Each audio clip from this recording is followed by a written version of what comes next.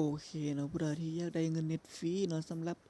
เปิดหลัก7เนาะก็คือเราสามารถเอาลิงก์เกมนี้เนาะเพื่อไปแลกเป็นเงินได้เป็นเงินเน็ตได้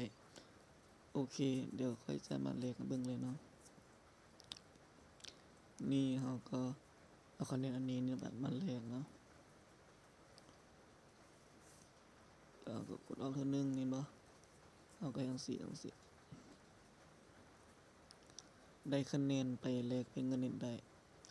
ลิ้นประมาณเท่าใด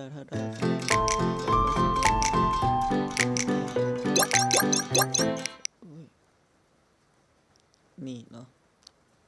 คะแนนนี้นี่บ่คะแนน500เราจะได้อยู่ที่500เมกหรือว่า500กิกเนาะคะแนน1,000เราจะได้อยู่ที่ประมาณ1กิก24ชั่วโมงเนาะนี่ถ้าคะแนนเราเท่าใดเรา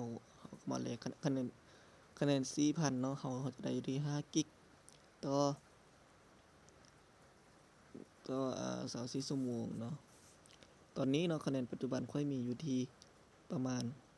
1,119 คะแนนแลกได้อยู่ที่ประมาณ1กิก24ชั่วโมงโอเคเดี๋ยวค่อยจะลิ้นต่อก่อนเนาะลิ้นต่อประมาณหน่อยนึงแล้วค่อยก็จะมาแลกคะแนนอันนี้ผู้ใดที่อยากสนใจเนาะอยากหารายได้อยากหาวิธี